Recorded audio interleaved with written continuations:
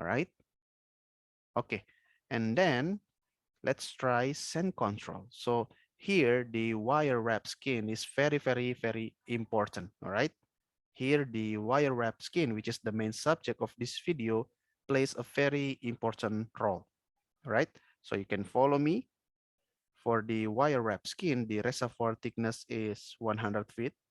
All right. Automatically populated with this data here. All right. And then for the reservoir permeability 50 millidarcies. Okay. And then for the production interval 100 feet. All right. So all the reservoir thickness will be opened, will be perforated. All right. Will be contributing to the production.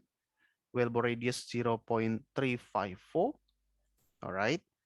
And screen outer radius, this one is very important.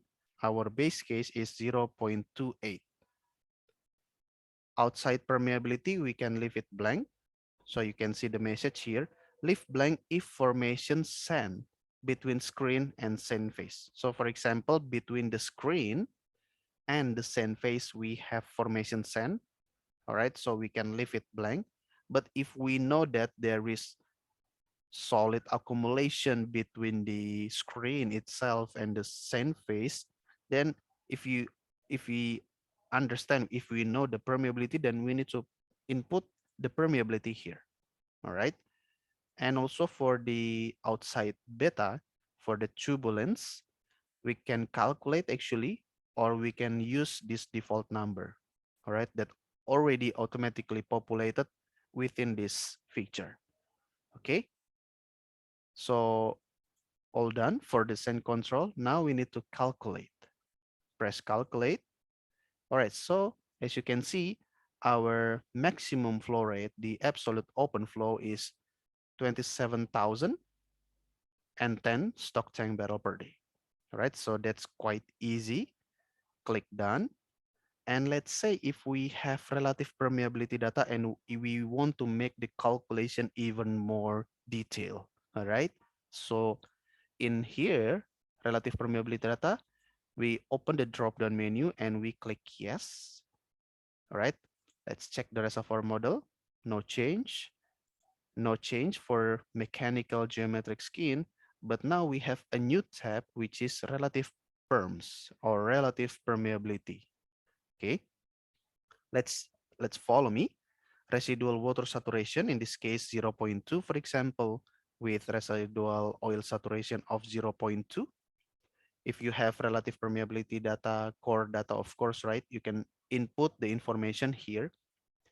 And water endpoint relative permeability, in this case 0.8, oil endpoint relative permeability also 0.8, core exponent for water, for example 1.5, core exponent for oil, for example 1.5 or maybe 2. All right, and water cut during test, let's keep it 0, and estimated water saturation, for example 0.2. Okay, so after having this relative permeability data, let's check it out again, the calculation. All right, so as you can see, now we have a more detailed calculation, but the result stays the same. Okay, so it is better actually. We keep the result. There is no change in the result, but now the calculation is more robust, more detailed, more analytical. Okay, so I will keep it like this way. We can click this one, view results for the table. You can copy everything and paste the results on your spreadsheet. And also you can plot the results by clicking this one. Once again, plot results. Okay, done. All right, so now you can see this is our IPR with the wire wrap skin. Okay, we have pressure on the vertical axis, the flowing bottom hole pressure, and flow rate, right? Liquid flow rate in this case on the horizontal axis. All right, so very easy, very interesting. And lastly, I want to show you how to plot, for example, if we have well test data. Okay, we open this one. let's say I have 3 points, 3 well test data, 5,000 liquid rate with FBHP, flowing bottom hole pressure of 4,400. And the next data test is 7760 4050 PSIG.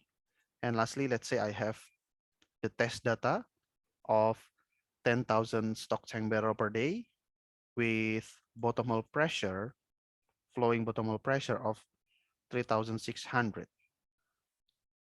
Okay, I can leave the data, I can leave the date or the comment blank. All right, click done. Okay, now again, plot the IPR, plot results, and here plot test data, make sure you select yes. Click done. Right, so you can see we have the IPR, the pink line, and we have well test data here. So you can see the IPR is quite matched with the well test data. Okay, and for example, the data provided, the well test data provided is not really accurate and you want to edit the data, you can do that by clicking here, test data. And for example, we want to make this one correct. So the flowing bottom hole pressure, I think it is 3,700. Click done. All right, it is more matched. All right, so by doing that, you can plot the well test data on the IPR with the IPR.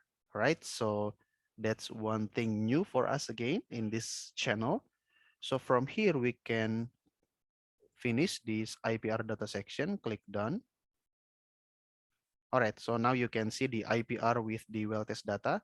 And as usual, we will go to the next section here.